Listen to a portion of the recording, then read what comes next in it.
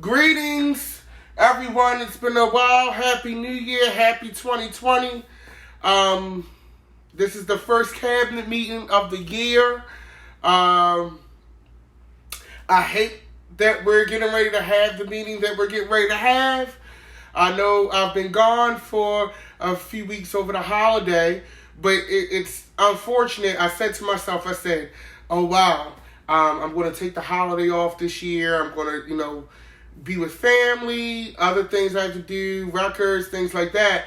And I was like, I hope I don't miss too many things. And mostly it was the impeachment, but in the back of my mind, it's sad. I'm like, I know I'm not going to not have anything to talk about.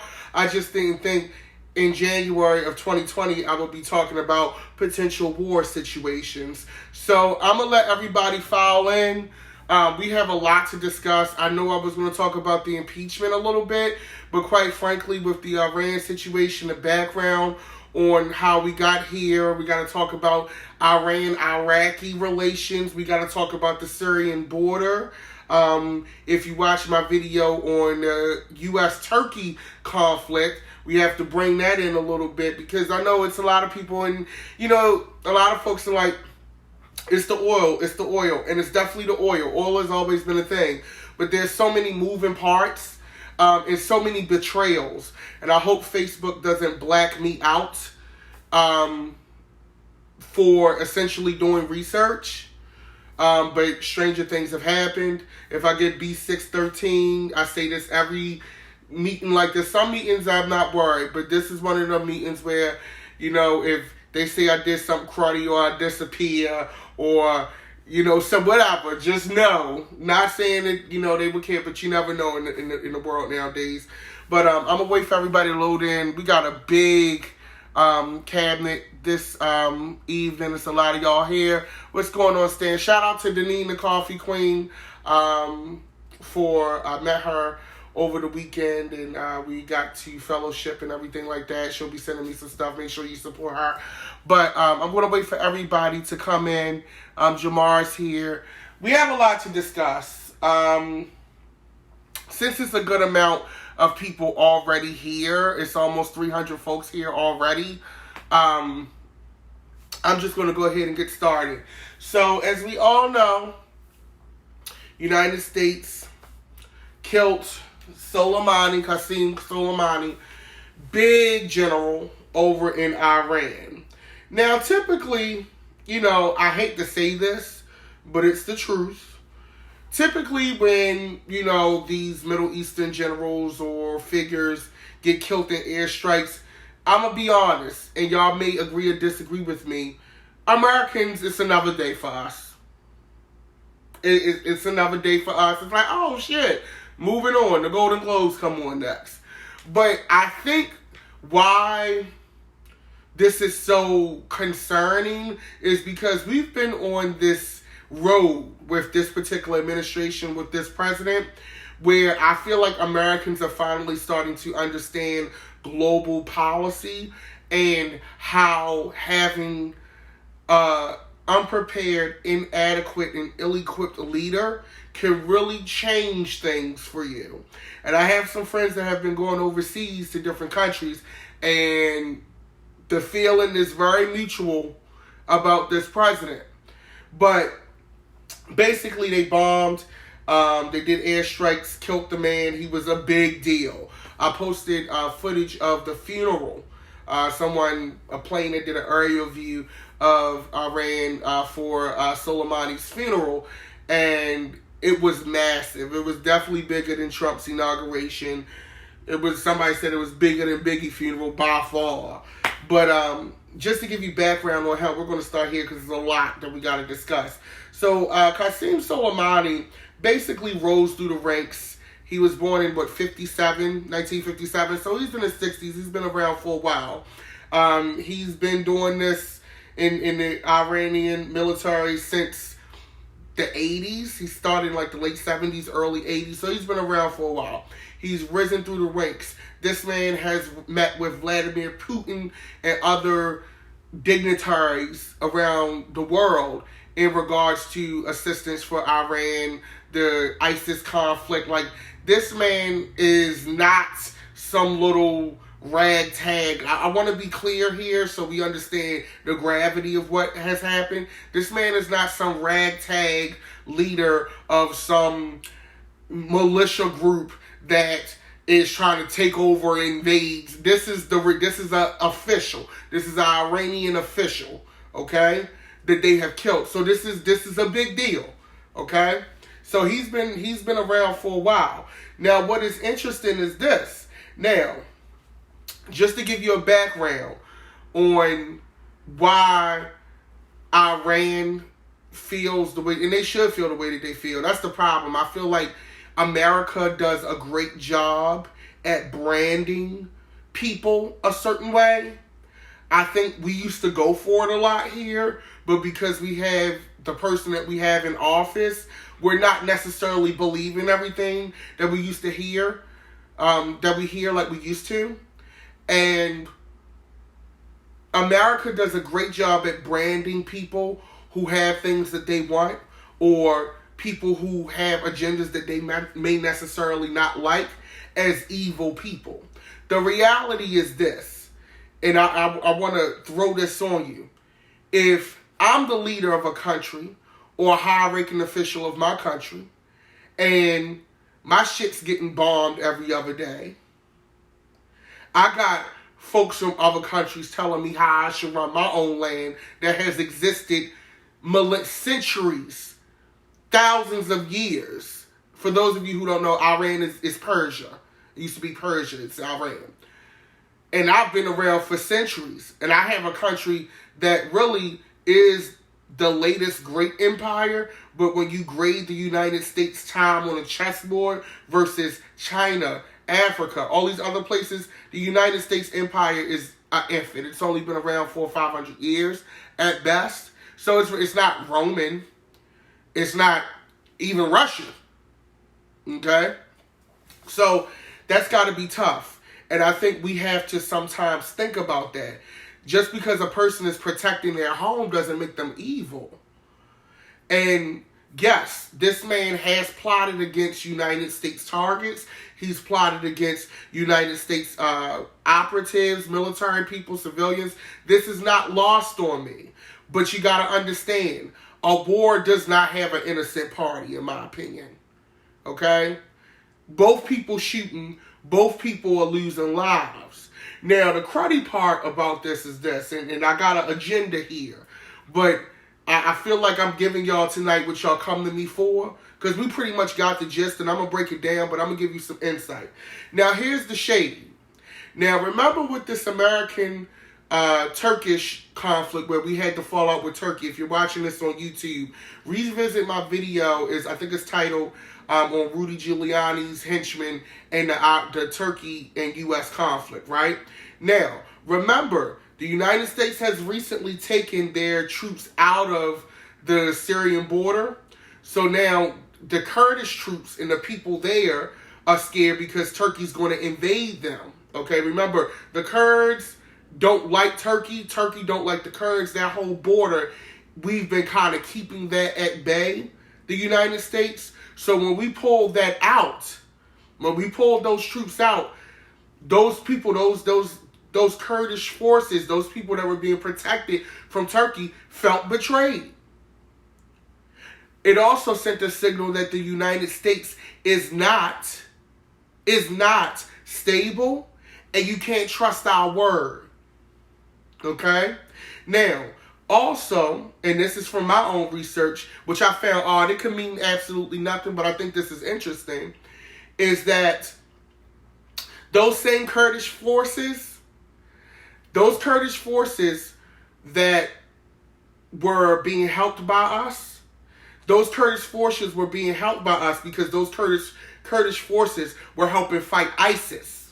Okay? Remember ISIS? Remember how we were hearing about ISIS every day? You couldn't escape it, right? So the Kurds got help from the United States. We basically helped with weapons and everything like that to defeat ISIS. Once they defeated ISIS, Trump comes in, we take the protections out, those troops out that were helping keeping Turkey at bay and keep things kind of stabilized. Guess who was one of the generals that helped galvanize Iraqi Kurdish forces? He also was helped with the Shiite militia, who helped train and I'm paraphrasing here a little bit. Basically, the motherfucker that helped get the Kurdish forces out to fight against ISIS. Guess who one of those top generals was? Qasem Soleimani. You feel the betrayal? So not only, and I'm not sympathizing, I'm an American citizen, but I gotta call a spade a spade. Not only did you take back the help, and now we fucked in that Syrian border, but you just killed one of the generals who you helped weaponize to help you fight ISIS.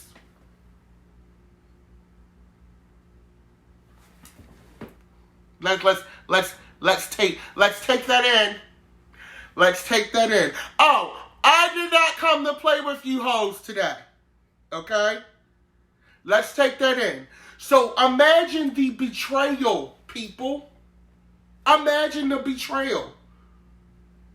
If I'm an Iranian person or official, if I'm an Iraqi person or official,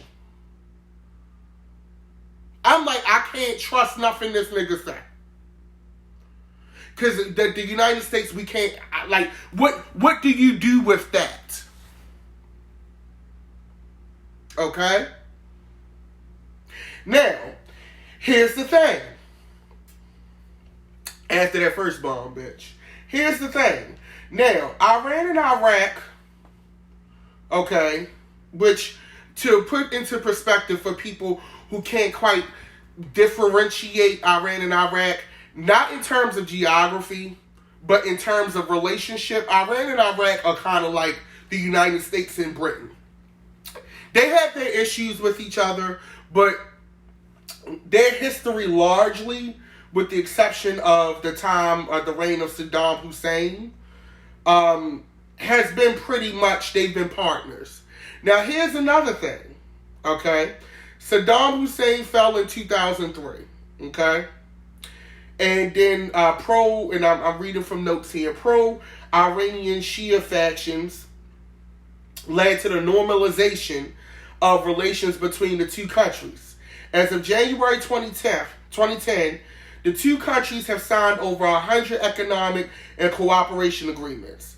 Since 2003, Iraq has allowed Shia Muslims from Iran to make the pilgrimage to holy Shia sites in Iraq.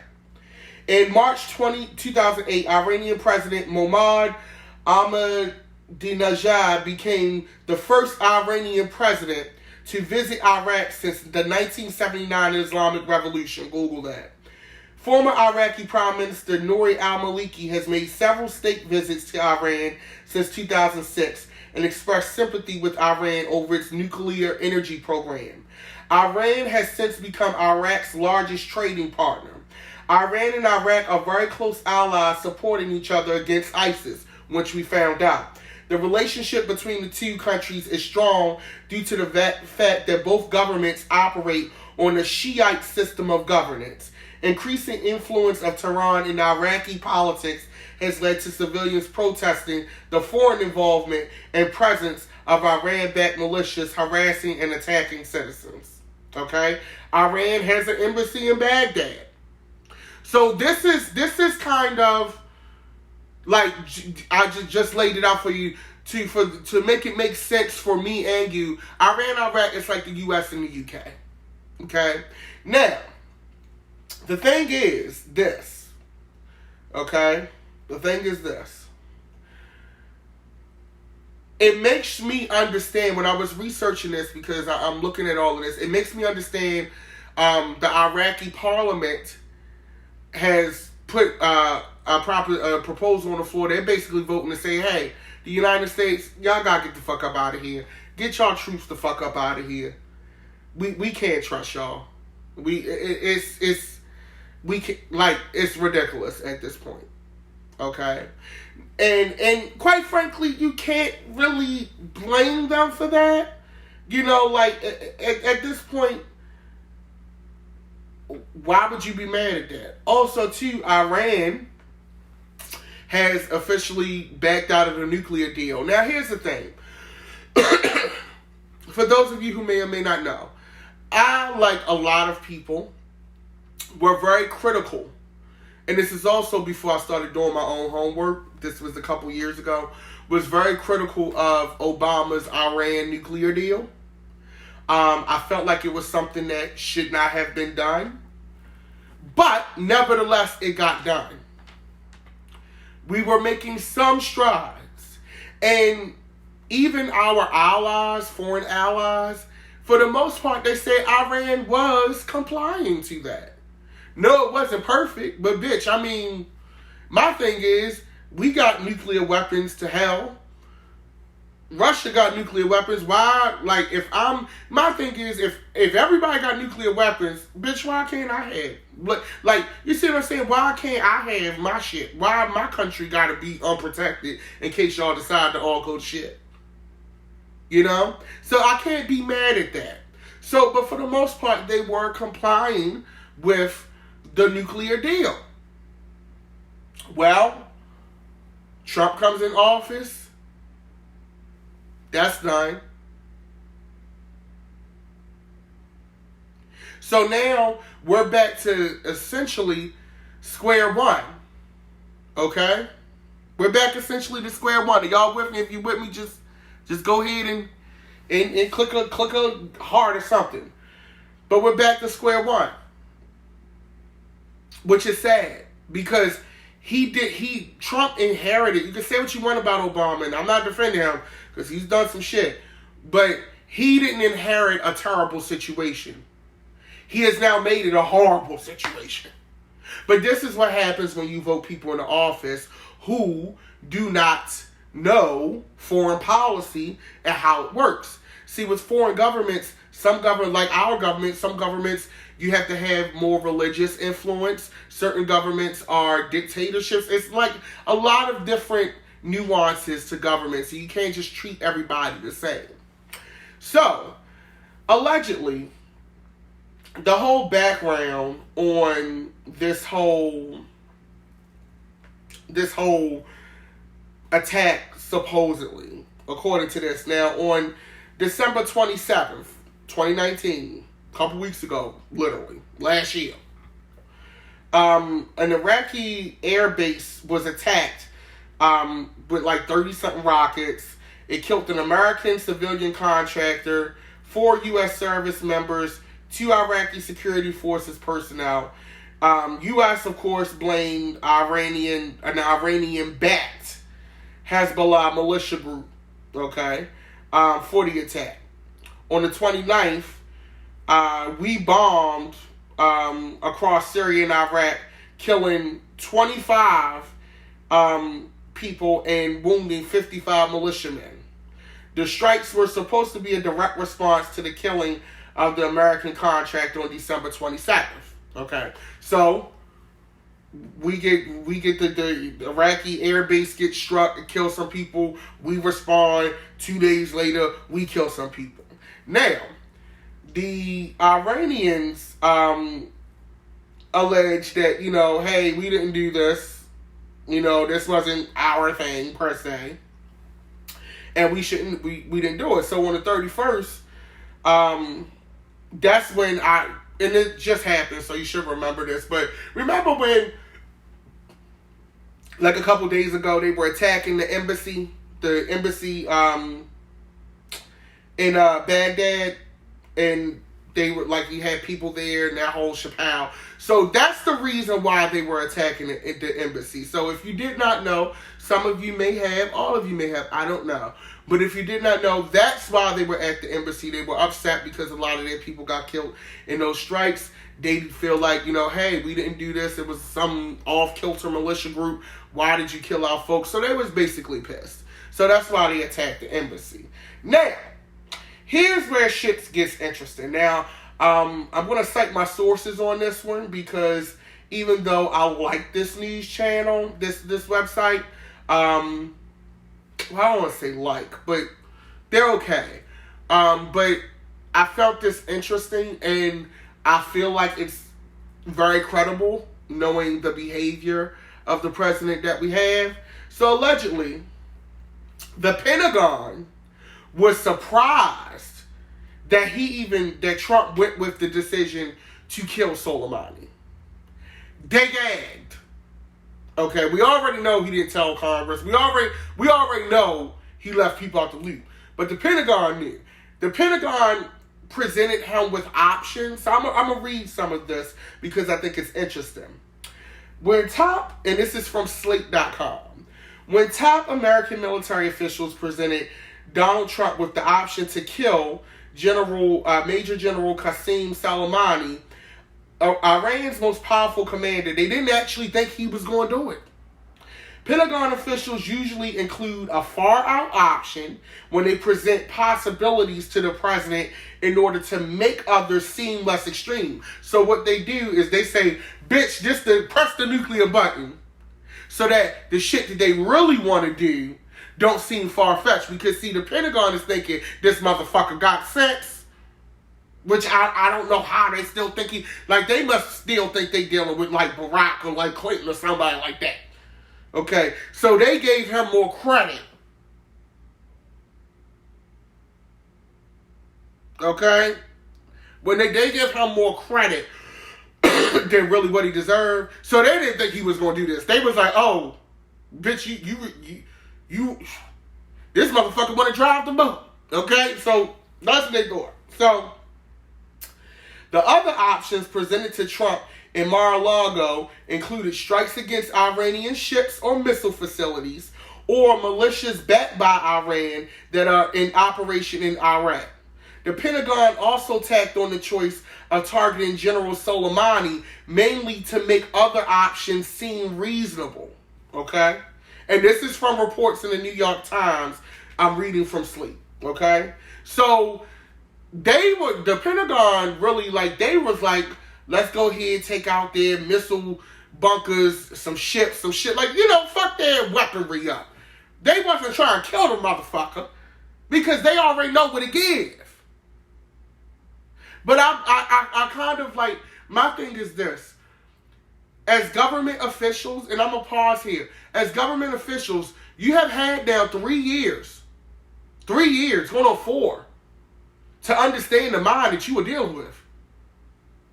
Y'all should know by now that this mind is not stable. So why the fuck, if you knew that this could be a war issue, or big shit, unless you wanted it to be, why would you even present the motherfucker with this option? Yeah, he the president, but goddamn it, somebody grabbed the steering wheel before we run into the goddamn partition wall. Why would you even, like, really?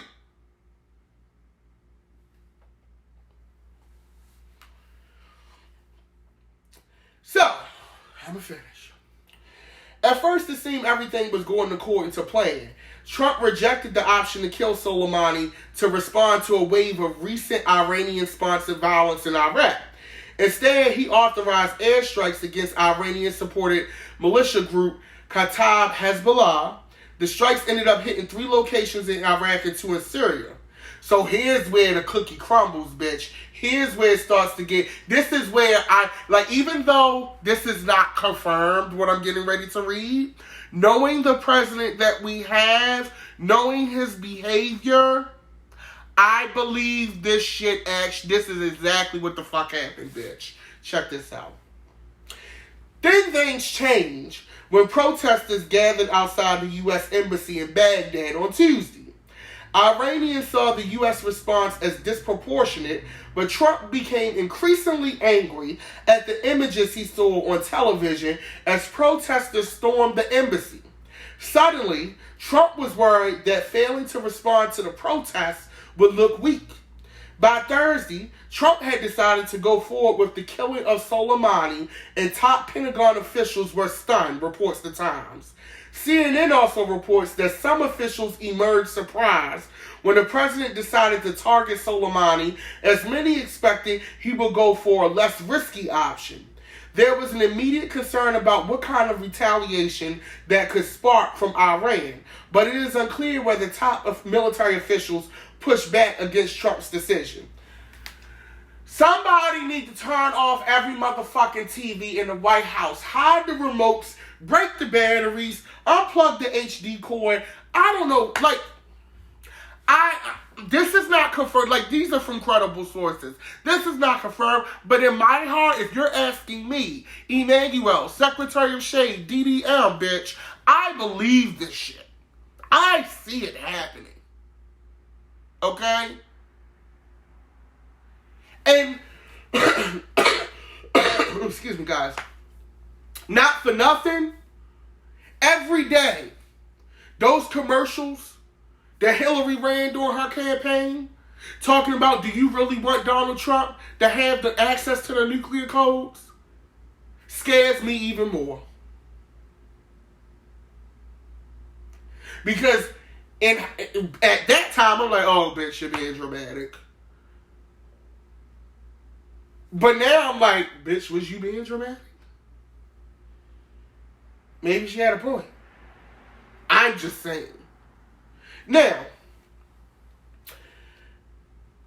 although top U.S. national security officials continue to insist that the killing of Soleimani was in response to an imminent threat against the Americas, there continues to be skepticism about that claim, as the administration has failed to provide convincing evidence to make its case. Now, for those of you who don't know, I've been watching the news all goddamn day. I've been watching some yesterday at my grandmother's 80th. Happy birthday, Grandma Dora. I've been watching this for the whole day. And I've watched them interview several congressmen, government officials, and everybody's like, bitch, we didn't get the report. Nobody can give any substantial proof as to why this was done. Or, and we all know it's not a coincidence. This is happening at the time of his impeachment. This is not a coincidence. It's not. I was watching Face the Nation today. Was it Face the Nation? I think so. Was it? Okay, but anyway, with the lead with Jake Tapper, because I like Jake Tapper. Anyway, okay, so he was interviewing Elizabeth Warren, and I'm not going to lie to you. Sometimes when I watch some of these Democratic presidential candidates, I have to kind of take what they say with a grain of salt, because you're in campaign mode. So even though you may have the best of intentions, or you may be the nicest person on earth, I'm kind of taking any criticism you have kind of with rose-colored glasses, because I don't know what kind of other political agenda you have in regards to your response. But they asked Jake asked Elizabeth Warren in regards to, if she felt like this was conveniently timed. Bitch would not answer the question to save her life. Neither would Pete Buttigieg. But I think it's a valid question to ask. I mean, bitch, you did literally just get impeached. And now we dealing with this conflict. So I think it's only fair that we ask those questions. Okay? And the thing is this. We're spending so much time and resources in conflicts in countries that have nothing to do with us. I mean, we can keep an eye on, the Middle East and make sure there's no harm coming our way. But you know who really is winning from all of this bullshit? China. China is having the best week ever. Remember VH1 best week ever for all you old bitches like me? Like, China is having the best week ever. And here's why. China is steadily building its military, which is already impressive. their economy. China got their hands in Africa now. They ain't got their hands, bitch. They got their hooks in Africa. They done invested and loaned so much money into Africa because they know they're not going to be able to pay it back. So they're going to take the land. So China will have all those resources from the continent. Okay? China in 10 years, it's going to be interesting to see who's respected and who's not. Even from a cultural standpoint, from a movie standpoint, you know the second biggest box office in movies that matters? Marvel purposely edits their films and adds in content. Avengers, and this is a sidebar, but Avengers Age of Ultron. Remember, I don't know for my Marvel heads, you may or may not, but there's the Asian or the Chinese scientist that creates the organic body that eventually becomes the Vision. Now, in the American version of that film, we see this bitch maybe for 5 to 10 minutes out of the whole film. In the Chinese version of the film, Marvel put a whole storyline for that hoe. China matters. And there's no way to get around it. So we're sitting here arguing with Iran because we have a leader that's bullshit. Okay? Meanwhile, Iran and Iraq, they clicking up. They like, all right, bitch. And guess what? Soleimani is an ally of the Russians. He went to Russia to get Vladimir Putin to help him with Syria. So they allied with the Russians. So we got Iraq, Iran, and Russia clicked up. We already know what China about. We was doing better with Cuba. But now we done closed that shit off because of Donald Trump. And this is what happens. This is what happens. And I want to say,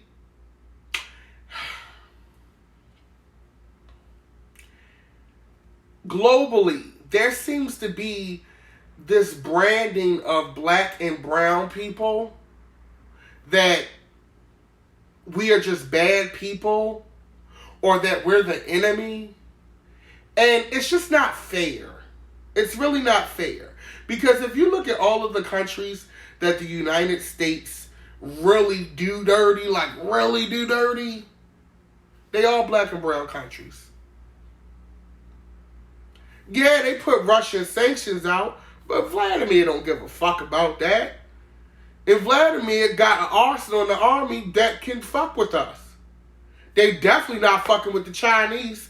A, we owe them too much motherfucking money. B, they import so much shit to us. Like, the United States is not number one country.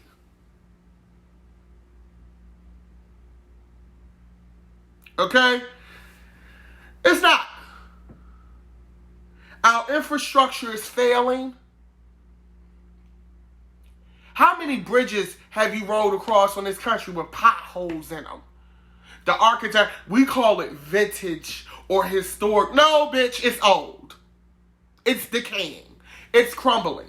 And I say this all the time. The United States, we don't really have wars on our soil. We don't really have, we don't have that. Our kids here, you know what? What is so selfish about the United States as a country, as citizens? In those Middle Eastern countries, servicemen report children carrying AK-47s and machine guns, fighting off militias, armies, foreign people, foreign armies. Our kids are holding guns because they're accessible. And they're not killing off militias.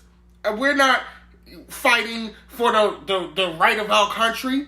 We're doing mass shootings from each other. Got white men shooting up concerts in Las Vegas. shooting up schools, churches.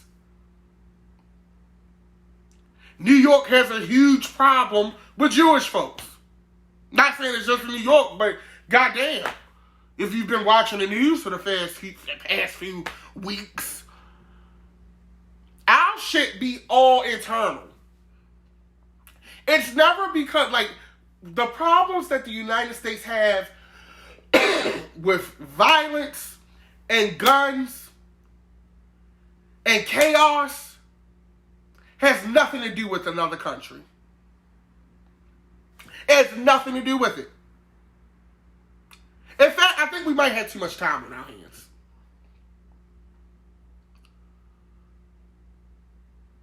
Okay? So, but we love to paint black and brown people and countries as this huge problem.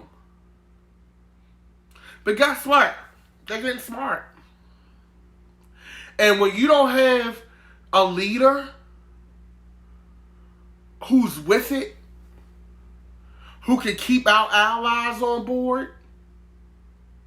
I mean, think about it. In previous years, you would never see the president of France laughing at the president of the United States, whether he was off camera or not, even if he thought he might be on camera.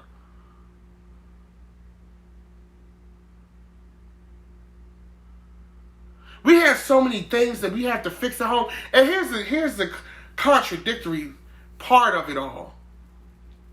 Is that I remember Trump was like, America first. Fast forward, coal has not come back, bitch. The farmers can't sell their soybeans because homeboy done started a trade war with China, who was buying all the shit. Now China get ready to start buying the shit from the Russians. So all that shit about to go bad. It's about to go, I mean, I don't know if soybeans go bad, but you know what the fuck I'm saying. Okay? Our roads still look like shit. Our plumbing systems, the transit systems across the country. Not to mention that whole thing called climate change. Look at Australia. The whole country's literally on fire. 500 million wildlife and animals killed. Some species in fear of being extinct. If you live in the DMV, DC, Maryland, Virginia area, the weather is so fucking schizophrenic. It's been so mild. We would have some form of snow. We haven't had shit. These are the things we need to be focused on. Instead, this is what happens. And I'm going to say this to people who voted for Trump. Whether you voted for Trump for money, whether you voted for Trump out of racism, whether you voted for Trump because you just like this TV show. This is what happens when you hire people for a job that they're not qualified for. Now this makes me respect every group interview I went on. Every job I applied for, but I had to do 2 and 3 interviews for what I thought was a simple gig.